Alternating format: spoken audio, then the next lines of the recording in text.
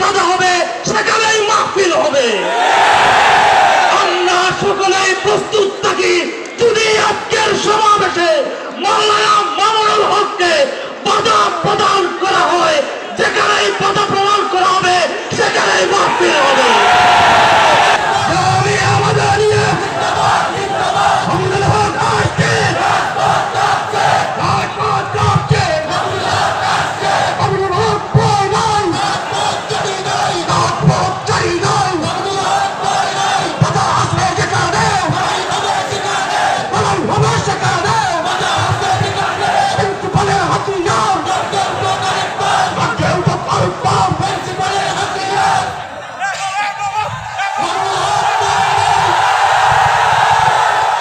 মুখের ফুৎকার দিয়ে আল্লাহর এই প্রদীপকে নিভিয়ে দেওয়ার চেষ্টা করবে। তোমরা মনে করেছো আস্তে আস্তে ইসলামী নেতৃত্ব নেই, দুনিয়া থেকে বিদায় নিয়েছেন। তোমরা মনে করেছো শাইখুল হাদিস নেই, খতিব ওবায়দুল হক রহমতুল্লাহ আলাইহি নেই, প্রিন্সিপাল হাবিবুর রহমান নেই, মুফতি ফজলুল হক আমিনী নেই, সর্বশেষ শাইখুল ইসলাম আল্লামা আহমদ শফি নেই। আর এটাই মনে হয় তোমাদের জন্য মোক্ষম সুযোগ। তোমরা এদেশে আলেম ওলামাদের টুটি চেপে ধরবে।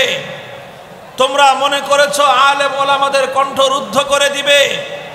তোমরা মনে করেছো প্রিন্সিপালের ইন্তেকালের সাথে সাথে বাংলাদেশ থেকে হকের আওয়াজ বলিষ্ঠভাবে উচ্চারণ করার সম্ভাবনা তিরোহিত হয়ে যাবে।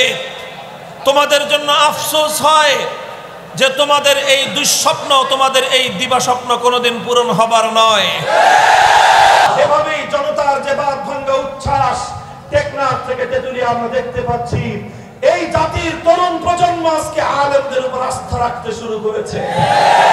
ইনশাআল্লাহ উলামায়ে কেরাম যদি এই আস্থার মর্যাদা দিতে জানে, আগামীর বাংলাদেশ হবে ইসলামের বাংলাদেশ।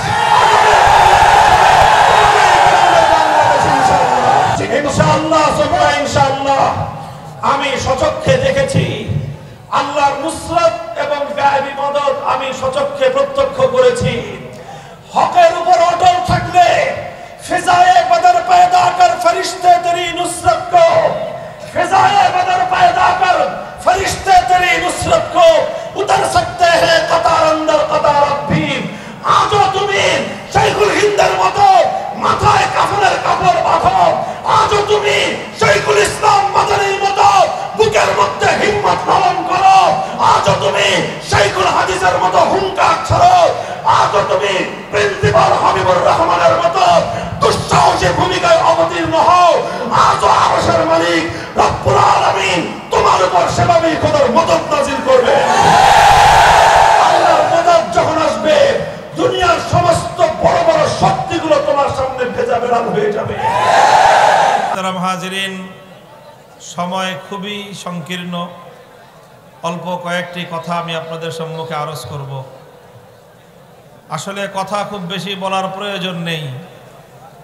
এই যে আমাদের সাক্ষাৎ, এই যে উলামায়ে কেরামের একত্রিত হওয়া, এই যে বিভিন্ন খুঁটিনাটি মতপার্থক্যের ঊর্ধ্বে উঠে উলামায়ে হাক্কানিয়ার এভাবে হাতে হাত রাখা এবং একসঙ্গে জাতির সামনে তাদের উপস্থিত হওয়া, এটাই একটা পয়গাম দেয় আমাদেরকে একটা নতুন ভোরের আগমনী বার্তা শোনায়, নতুন একটা সূর্যোদয়ের সুবহে সাদেকের আভাস দেয়। আর সেই নতুন সূর্যোদয় হবে শাহজালালের এই মাটিতে ইসলামের বিজয়ের সূর্যোদয়। ইসলামের এই বিজয় আসবে যেই মানুষগুলোর, যেই শ্রেণীটির হাত ধরে আল্লাহ রসুল সাল্লাল্লাহু আলাইহি ওয়াসাল্লাম যাদের কাছে উম্মতের আমানতের জিম্মাদারি রেখে গেছেন। রাসূল আকরাম সাল্লাল্লাহু আলাইহি ওয়াসাল্লাম এক হাদিসের মধ্যে ইরশাদ করেছেন, ইন্না বানি ইসরাঈলা কানাত তাসুসুহুমুল আমবিয়া কুল্লামা হালাকা নাবিয়্যুন খালাফাহু আখার ওয়ালা নাবিয়্যা বাদি। নবীজি বলেছেন, আমাদের পূর্বে হাজার হাজার বছর পর্যন্ত পৃথিবীর মানুষের বিভিন্ন জাতির নেতৃত্বের দায়িত্ব ছিল নবী আলাইহিমুসসালাতু ওয়াসসালামদের হাতে। নবীগণ তারা জাতির নেতৃত্ব দিতেন, শুধু ধর্মীয় নেতৃত্ব নয়, জাগতিক নেতৃত্ব, রাজনৈতিক নেতৃত্ব, এটাও নবীদের হাতেই ছিল। সমস্ত হাদিসের কিতাবের মধ্যে আল্লাহ রসুল সাল্লাল্লাহু আলাইহি ওয়াসাল্লাম এই কথাটুকু দ্ব্যর্থহীনভাবে বলেছেন যে কানাত তাসুসুহুম সাসা ইয়াসুসু শব্দটা সিয়াসাতুন থেকে। সিয়াসাত অর্থই হলো রাজনৈতিক নেতৃত্ব। আল্লাহর পয়গম্বর বলেন, হাজার হাজার বছর পর্যন্ত এই পৃথিবীতে জাতিসমূহের রাজনৈতিক নেতৃত্বের দায়িত্ব ছিল নবীদের হাতে। কুল্লামা হালাকা নাবিয়্যুন খালাফাহু আখার, এক নবী দুনিয়া থেকে বিদায় নিলে আরেকজন নবী এসে তার স্থলাভিষিক্ত হতেন এবং জাতির নেতৃত্বের হাল তারা হাতে তুলে নিতেন। এভাবেই পৃথিবী পয়গম্বরদের মাধ্যমে সুচারু নেতৃত্বে পরিচালিত হয়েছে। পৃথিবীর সভ্যতা বিনির্মাণ হয়েছে আম্বিয়া আলাইহিমুসসালাতু ওয়াসসালামদের হাতে। পৃথিবীর মানব সভ্যতা উৎকর্ষ সাধন করেছে নবীদের নেতৃত্বে। কাজে এই পৃথিবী নবীদের নেতৃত্বের দ্বারাই সুসজ্জিত হয়েছে, সুশোভিত হয়েছে।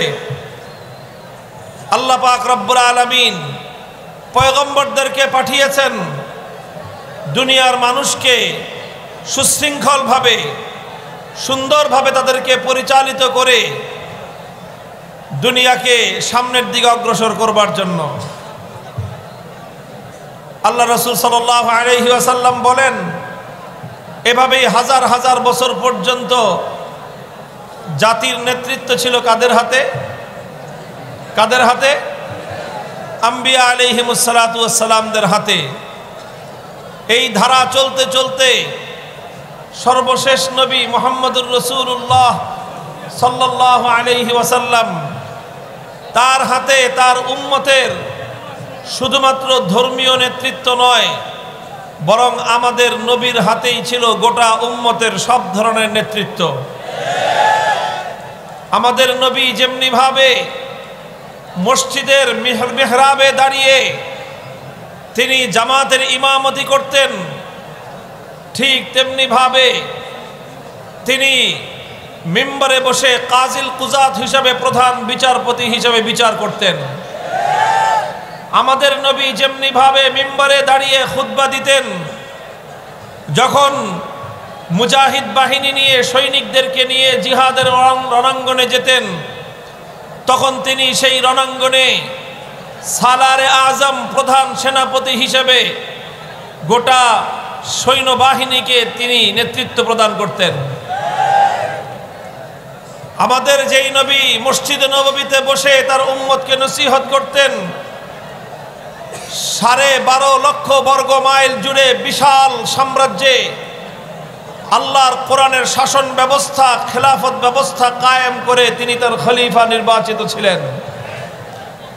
মুহতারাম হাজিরিন, এভাবেই পয়গম্বরদের মাধ্যমে নেতৃত্বের এই ধারাবাহিকতা চলতে চলতে আখেরি নবী মুহাম্মদুর রাসূলুল্লাহ সাল্লাল্লাহু আলাইহি ওয়াসাল্লাম পর্যন্ত এসে উপনীত হয়েছে। এরপরে আল্লাহ নবী বলেন, ওয়ালা নাবিয়্যা বাদি, ওয়ালা নাবিয়্যা বাদি, আমার পরে আর কোন নবী আসবে না।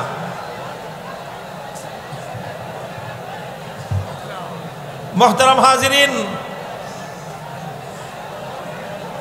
আপনারা যে যেখানে আছেন নড়বেন না, সামনের দিকে আসার চেষ্টা করবেন না, সবাই যার যার জায়গায় দাঁড়িয়ে থাকেন। অল্প কয়েক মিনিট 2-4টা কথা আমি বলবো। আসলে বাদ ভাঙ্গা মানুষের এই উপস্থিতি, জনতার এই উচ্ছ্বাস, এটা আমাদের জন্য অবশ্যই আনন্দদায়ক, স্বস্তিদায়ক, এবং যারা এই মাটি থেকে, এদেশ থেকে ইসলামকে নির্মূল করে দিতে চায়, মুখের ফুৎকার দিয়ে যারা আল্লাহর প্রজ্বলিত আল্লাহর দ্বীনের এই প্রদীপকে নিভিয়ে দিতে চায়, জামিয়া মাদানিয়া কাজির বাজার মাদ্রাসার এই উচ্ছ্বসিত জনতার এই স্রোত, মানুষের এই উচ্ছ্বাস তাদের জন্য একটা হতাশার বিষয়। তোমরা মুখের ফুৎকার দিয়ে আল্লাহর এই প্রদীপকে নিভিয়ে দেওয়ার চেষ্টা করবে। তোমরা মনে করেছো আস্তে আস্তে ইসলামী নেতৃত্ব নেই, দুনিয়া থেকে বিদায় নিয়েছেন। তোমরা মনে করেছো শাইখুল হাদিস নেই, খতিব ওবায়দুল হক রহমতুল্লাহ আলাইহি নেই, প্রিন্সিপাল হাবিবুর রহমান নেই, মুফতি ফজলুল হক আমিনী নেই, সর্বশেষ শাইখুল ইসলাম আল্লামা আহমদ শফি নেই। আর এটাই মনে হয় তোমাদের জন্য মোক্ষম সুযোগ। তোমরা এদেশে আলেম ওলামাদের টুটি চেপে ধরবে। তোমরা মনে করেছো আলেম ওলামাদের কণ্ঠ রুদ্ধ করে দিবে। তোমরা মনে করেছো প্রিন্সিপালের ইন্তেকালের সাথে সাথে বাংলাদেশ থেকে হকের আওয়াজ বলিষ্ঠভাবে উচ্চারণ করার সম্ভাবনা তিরোহিত হয়ে যাবে। তোমাদের জন্য আফসোস হয় যে তোমাদের এই দুঃস্বপ্ন, তোমাদের এই দিবাস্বপ্ন কোনোদিন পূরণ হবার নয়। সবাই দাঁড়ায় যান, সবাই দাঁড়ায় যান, দাঁড়ায় যান, দাঁড়ায় যান। আসবে না। শেষ নবীর আগমনের মাধ্যমে নবুয়তের দুয়ার চিরতরে বন্ধ হয়ে গেল।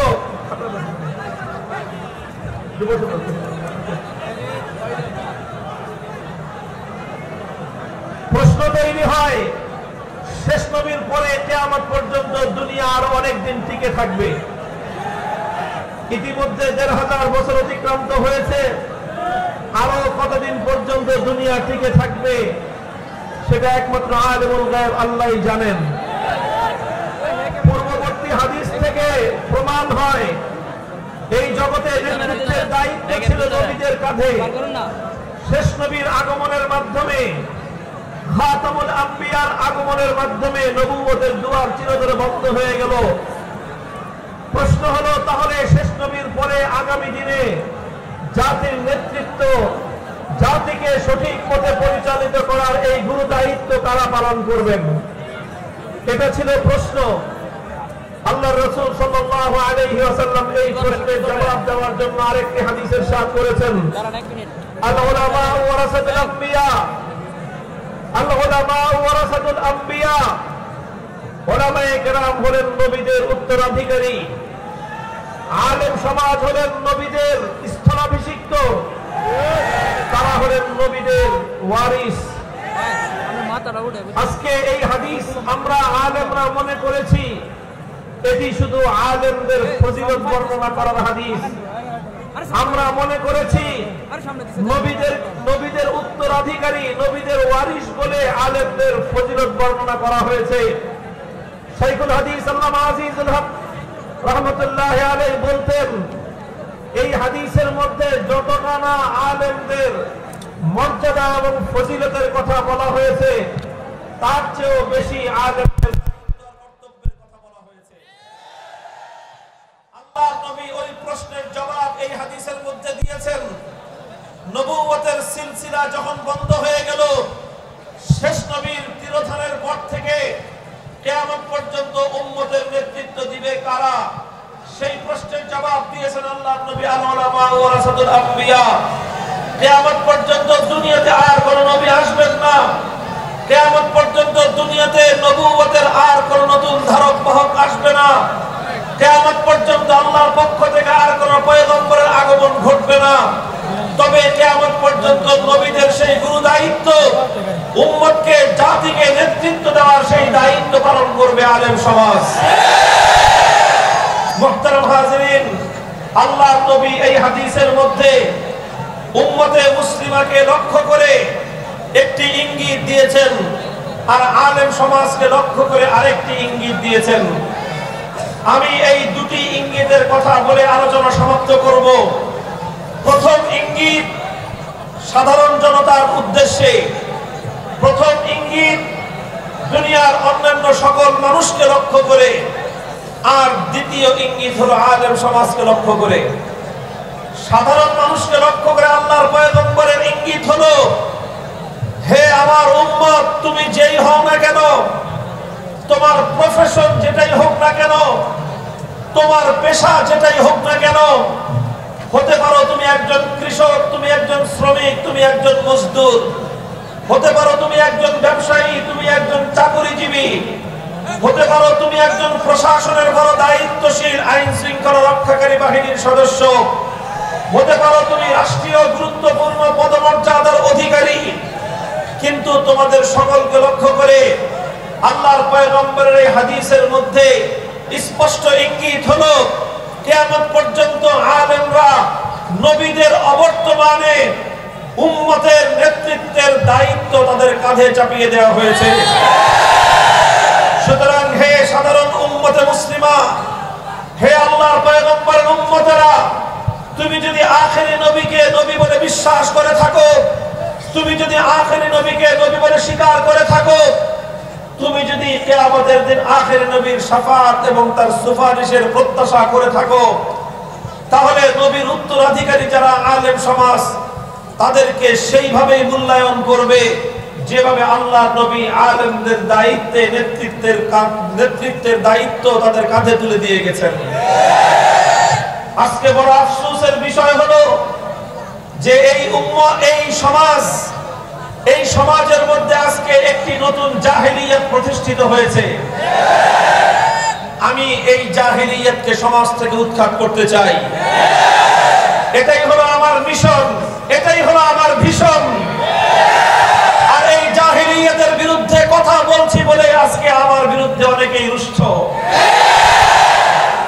আমি তোমাদের প্রত্যেকের কাছে আমার স্পষ্ট পয়গাম শুনিয়ে রাখি, জীবনে পণ করেছি, শপথ করেছি, একজনকেই রাজি করব, একজনকে কেবল রাজি করার শপথ করেছি। যাকে রাজি করবার পণ করেছি, শপথ করেছি, তিনি হলেন আরশের মালিক রব্বুল আলামিন।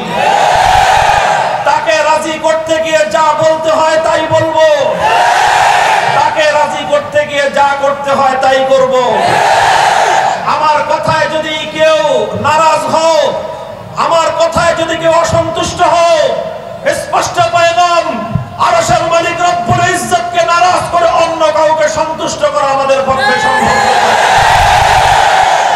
কাজেই তোমাদের কাছে একই পয়গাম, আমাদের সাধারণ মানুষ উম্মতের আলেমকে ঠিক সেভাবেই ট্রিট করতে হবে, উম্মতের আলেমদেরকে সেভাবে মূল্যায়ন করতে হবে।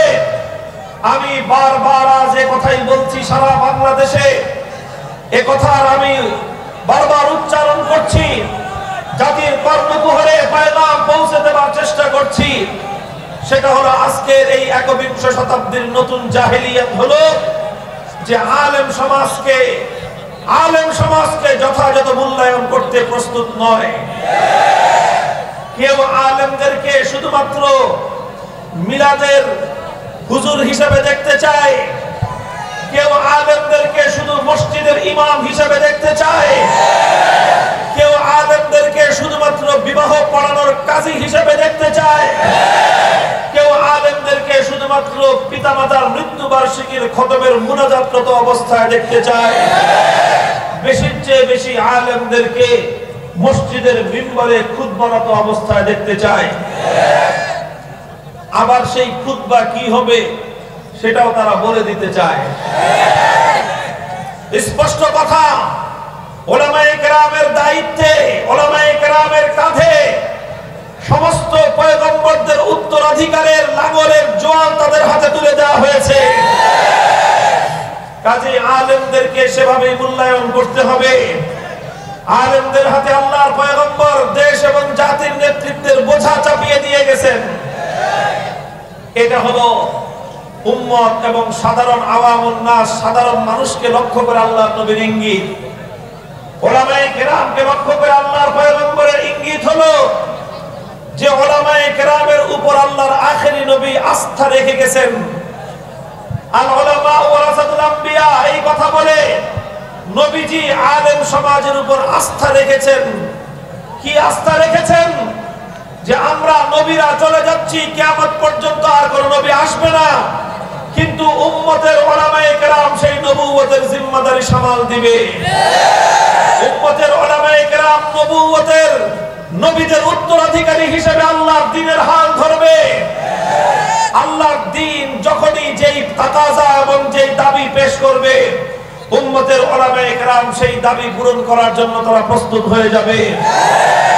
মুহতারাম হাজিরিন, এই অনুভূতি থেকে আমরা কথা বলি, এই অনুভূতি থেকে আমরা কথা চিৎকার করি।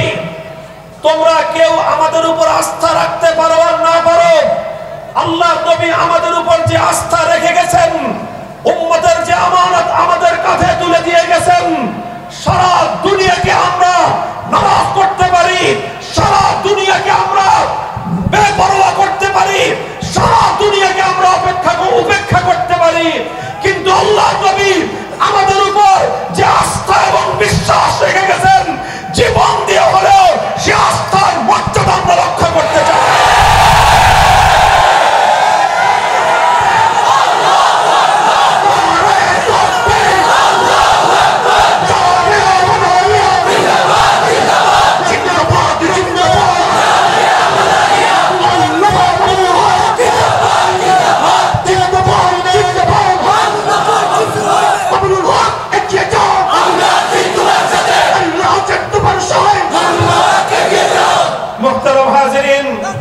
ইসলামের সোনালী যুগের ইতিহাস থেকে কথা দ্ব্যর্থহীন ভাবে প্রমাণ হয়, উম্মতের মধ্যে যে কোনো বিচ্যুতি দেখা যাবে, উম্মতের মধ্যে যে কোনো গুমরাহি দেখা দিবে, উম্মতের মধ্যে যে কোনো ভুল ভ্রান্তি দেখা দিবে, প্রত্যেকটি বিচ্যুতির জন্য, প্রত্যেকটি গুমরাহির জন্য, উম্মতের প্রত্যেকটি বিভ্রান্তির জন্য আল্লাহর আদালতে আর কাউকে জবাব দিতে হোক বা না হোক, প্রত্যেকজন আলেমকে আল্লাহর দরবারে সেজন্য জবাবদিহিতার কাঠগড়ায় দাঁড়িয়ে যেতে হবে। কাজে এই জন্য উলামায়ে কেরাম যখনই উম্মতের মধ্যে কখনো বিচ্যুতি দেখেন, উম্মতের মধ্যে কোনো গুমরাহি বিস্তৃতি লাভ করতে দেখেন, উম্মতের মধ্যে জাতির মধ্যে যখনই দেখেন ইসলাম বিরোধী, কোরআন বিরোধী কোনো কার্যকলাপ পরিচালিত হচ্ছে এবং আস্তে আস্তে উম্মতের মধ্যে বিভ্রান্তি ছড়িয়ে পড়বে, তখন বাকিরা সকলে নাকে তেল দিয়ে ঘুমিয়ে থাকলেও আলেম সমাজের পক্ষে তেল দিয়ে ঘুমিয়ে থাকা সম্ভব নয়। আলেম সমাজ কথা বলবেই, আলেম সমাজকে কথা বলতেই হবে। এই কথা বলতে গিয়ে, এই দায়িত্ব পালন করতে গিয়ে, আরে আলেম তো আলেম, নবীদের উপর দিয়ে যে ইতিহাস রচিত হয়েছে, যেই জুলুম আর নির্যাতনের দাস্তান রচিত হয়েছে, আল্লাহর রাসূল আলাইহিস সালামগণ যেই ত্যাগ আর কুরবানি স্বীকার করেছেন, পৃথিবীর ইতিহাস সেটা আজও ভুলে যায়নি।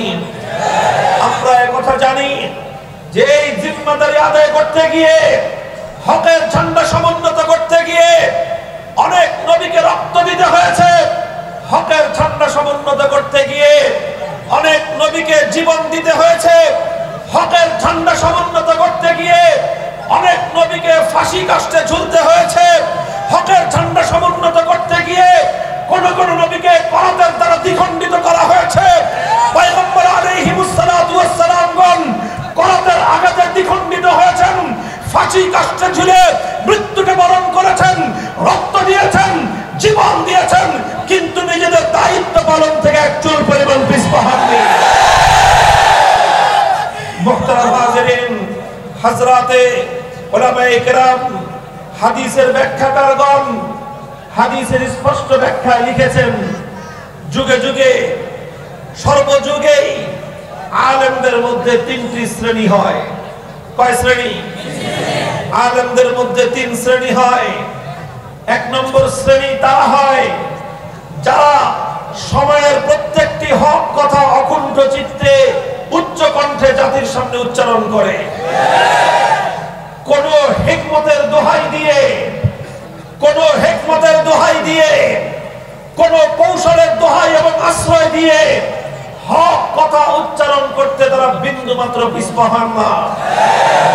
প্রত্যেক যুগে এই ধরনের উলামায়ে কেরাম থাকেন, আর এই উলামায়ে কেরাম হকের কথাগুলো জাতির সামনে উচ্চারণ করতে গিয়ে যখন কোনো বিভ্রান্তি আসে, যখন কোনো মুসলমানদের মধ্যে নতুন কোনো ফিতনা আবির্ভাব হয়, সেই ফিতনাকে দমন করবার জন্য, সেই গোমরাহিকে রুখে দেওয়ার জন্য উলামায়ে কেরাম ত্যাগের কোরবানির নজরানা পেশ করেছেন। ইতিহাস বড় লম্বা, আর এভাবেই ফিতনা নির্মূল করতে গিয়ে, উম্মতের মধ্যে হকের ঝান্ডা সমুন্নত করতে গিয়ে কখনো ইমামে আজম আবু হানিফাকে সময়ের অত্যাচারী শাসকের জিন্দানখানায় বন্দী হতে হয়েছে, বিষ প্রয়োগ করে শাহাদাতের মৃত্যুর দিকে তাকে ঠেলে দেওয়া হয়েছে। ইমামে মালিক সময়ের অত্যাচারী শাসকের দ্বারা নিগৃহীত হতে হয়েছে। ইমাম আহমদ ইবনে হাম্বল অত্যাচারী শাসকের দ্বারা জিন্দানখানায় বন্দী হয়েছেন। প্রতিদিন বেত্রাঘাত করে করে শরীর থেকে রক্ত ঝরানো হয়েছে। মুহাদ্দিস আযম সুফিয়ান সাউরি হকের ঝান্ডা সমুন্নত করতে গিয়ে দেশ ছাড়তে হয়েছে, দেশান্তরিত হতে হয়েছে।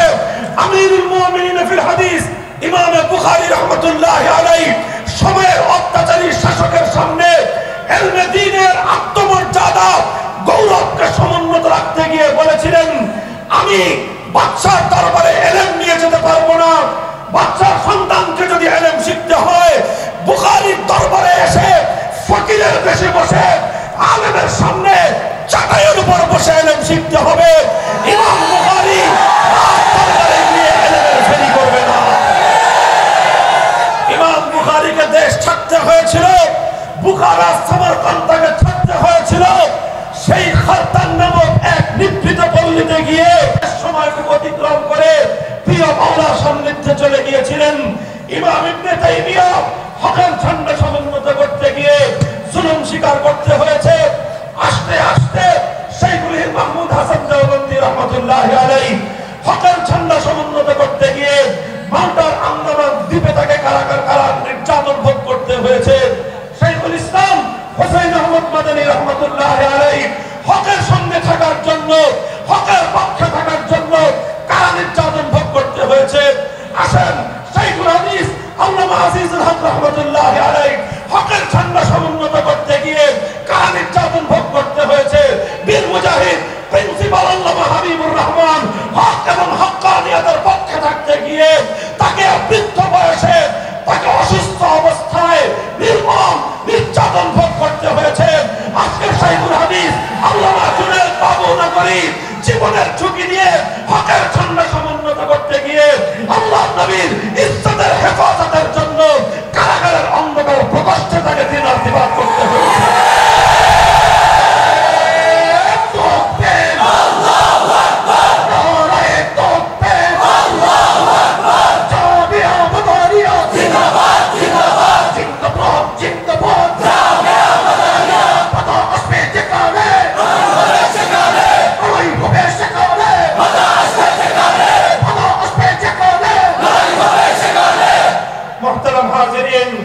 ইতিহাস বড় লম্বা, সেই প্রথম যুগ থেকে শুরু হয়েছে, বর্তমান যুগ পর্যন্ত আলেমদের এই ধারা অব্যাহত আছে না নাই? এবং ইনশাআল্লাহ লা তাযালু তাইফাতুম মিন উম্মতি মানসুরিনা আলাল হক লা ইয়াদুররুহুম মান খাযালাহুম হাত্তা ইয়াতি আমরুল্লাহ। আমার নবী ভবিষ্যৎবাণী করে গেছেন, এরকম কিছু মানুষ মাথা উঁচু করে তারা দাঁড়িয়ে থাকবে, মাথা উঁচু করে তারা হকের ঝান্ডাকে সমুন্নত করবে। তাদের পাড়ার পয়গাম একটাই থাকবে, কল্লা কাটতে পারো কিন্তু পাগড়ি নিতে পারবে না। শির দেগা নাহি দেগা মামা। এটা হলো উম্মতের উলামায়ে কেরামের একটা শ্রেণী। উলামায়ে কেরামের মধ্যে দ্বিতীয় আরেকটা শ্রেণী হবে এমন, তারাও সর্বযুগে থাকবে। তাদের পরিচয় কি? তাদের পরিচয় হলো তারা যা বলবে হক কথা বলবে, তারা যা বলবে হক কথা বলবে, বাতিল কোনো কথা তারা বলবে না, বলবে সব হক কথা, তবে সব হক কথা তারা বলবে না। যা বলবে হক বলবে, কিন্তু সব হক, কিছু কিছু হক তারা বলবেন না, কারণ বলতে গেলে জীবনের ঝুঁকি আসবে।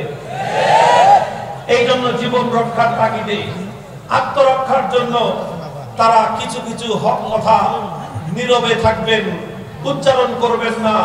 হকের কথা বুকের মধ্যে চাপা দিয়ে রাখবেন। তারা জনসম্মুখে হকের সেই তিক্ত কথাগুলো উচ্চারণ তারা করবে না। তবে তবে তারা কখনোই বাতিলের সাথে আপোষ করবে না, তারা বাতিলের সাথে হাত মেলাবে না, তারা পেছন দিয়ে ইসলামের পিঠে চুরিকাঘাত করবে না, গাদ্দারি আর বিশ্বাসঘাতকতা তারা করবে না, তবে তারা ঝুঁকিও নেবে না, গাদ্দারিও করবে না, আবার ঝুঁকিও নেবে না। তারা ওই সমস্ত হক কথাগুলো বলবে যেই সমস্ত হক কথা বললে কোনো সমস্যা নেই, আর যেই হক কথা বললে ঝুঁকি আসবে, সমস্যা আসবে, সেই হক কথাগুলো তারা এড়িয়ে যাবে। এটা হবে উম্মতের আলেমদের ম্যাক্সিমাম লোকজন, এরাও হক্কানি ধারা। এদের প্রথম পরিচয় হলো তারা কোনো বাতিলের সঙ্গে আপোষ করবে না, কোনো বাতিলের পক্ষ নিবে না, কোনো বাতিলকে সহযোগিতা করবে না, হকের পক্ষে থাকবে। তবে সব হক কথা মানুষের সামনে বলতে না পারলে কি হবে, শেষ রজনীতে আল্লাহর দরবারে দাঁড়িয়ে আল্লাহ পাক রব্বুল আলামিনের কাছে তারা চোখের পানি ছেড়ে দিয়ে সেই হকের কথাগুলো আল্লাহর কাছে বলবে, আর নিজের অক্ষমতার জন্য আল্লাহর কাছে ক্ষমা প্রার্থনা করবে। আর যারা হকের কথাগুলো উচ্চ কণ্ঠে উচ্চারণ করছে তাদের জন্য আল্লাহর দরবারে ফরিয়াদ করবে। এটা হলো উম্মতের উলামায়ে কেরামের দ্বিতীয় শ্রেণী, আর এই শ্রেণীর আলেম হবে কিয়ামত পর্যন্ত সবচেয়ে বেশি। আলহামদুলিল্লাহ, এই প্রথম শ্রেণী আর দ্বিতীয় শ্রেণী উভয় শ্রেণীর আলেমরাই হকপন্থী। আর 3 নম্বর আরেকটা শ্রেণী যুগে যুগে হবে, তাদের কথাও হাদিসের ব্যাখ্যায় সমস্ত শরাহগুলোর মধ্যে শারহিনে কেরাম, হাদিস ব্যাখ্যাতাগণ বলেছেন তৃতীয় আরেকটি শ্রেণী হবে, তাদের নামও হবে আলেম, তাদের লেবাস সুরত হবে আলেমদের মতো। তবে তাদের পরিচয় কি, তাদের বৈশিষ্ট্য কি? তারা হলো আল্লাহর নবীর ভাষায় উলামা ও জামানিহিম শাররু মান তাহতা আদিমিস সামা, তারা হবে আসমানের নিচে জমিনের উপর সবচেয়ে নিকৃষ্টতম প্রাণী।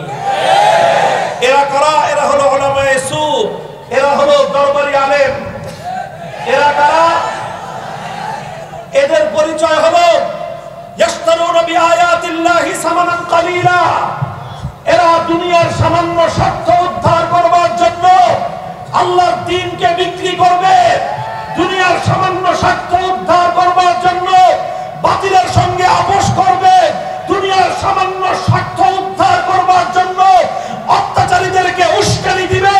এরা দুনিয়ার সামান্য স্বার্থ উদ্ধার করবার জন্য আল্লাহর দ্বীনের স্বার্থকে জলাঞ্জলি দিবে।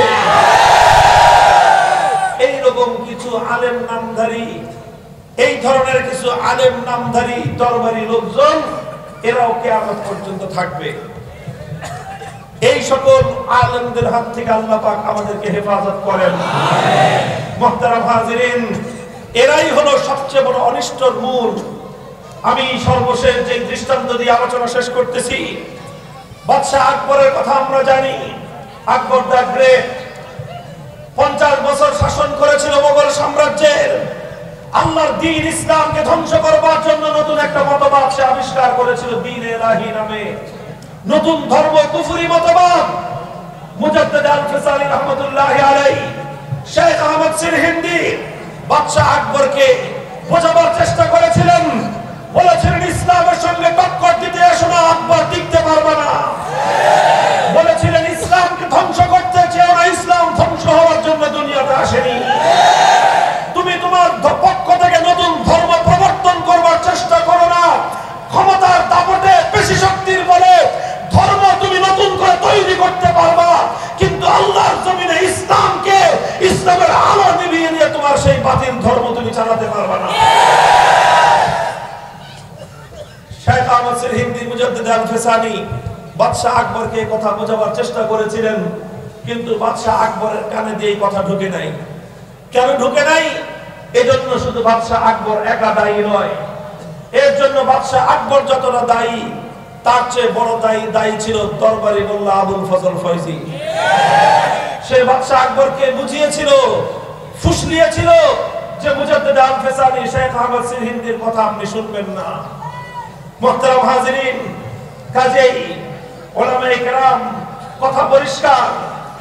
আমার আগামী দিনের সিংহপুরুষ আল্লামা হাবিবুর রহমান রহমতুল্লাহি আলাইহির মঞ্চে দাঁড়িয়ে জামিয়া মাদানিয়া কাজীর বাজারের ছাত্র জনতা, সিলেটের বিভিন্ন মাদারেস, দরগা মাদ্রাসা সহ সকল মাদ্রাসাগুলোর যে সকল ছাত্র বন্ধুরা আছে, আমি তোমাদেরকে কথাই বলে যেতে চাই, পূর্বসূরীদের কাছ থেকে যে আমাদের জিম্মাদারি উত্তরাধিকার সূত্রে আমরা লাভ করেছি, যখনই আমাদের পক্ষে আসমানি ওহীর ইলম, কোরআন সুন্নাহর ইলমের আমানত যখন আমাদের পক্ষে ধারণ করেছি, এই আমানতের দায়িত্ব হলো যে কোনো মূল্যে হকের ঝান্ডা সমুন্নত রাখতে হবে। কিছু লোক তৈরি হতে হবে যারা যুগের প্রিন্সিপাল হাবিবুর রহমানের ভূমিকায় অবতীর্ণ হবে। কিছু লোক তৈরি হতে হবে যারা যুগের মুজাদ্দিদ আল ফিসানের ভূমিকায় অবতীর্ণ হতে হবে। কিছু লোক তৈরি হতে হবে যারা যুগের ইবনে তাইমিয়ার ভূমিকায় অবতীর্ণ হতে হবে। কিছু লোক তৈরি হতে হবে যারা ইমাম বুখারীর মতো প্রয়োজনে নিজের দেশ ছাড়তে প্রস্তুত হবে। কিছু লোক তৈরি হতে হবে প্রয়োজনে যারা ইমাম আহমদ ইবনে হাম্বলের মতো ব্যথাঘাত সহ্য করবে, রক্ত দিবে, জীবন দিবে, কিন্তু কখনোই বাতিলের সামনে মাথা নত করবে না।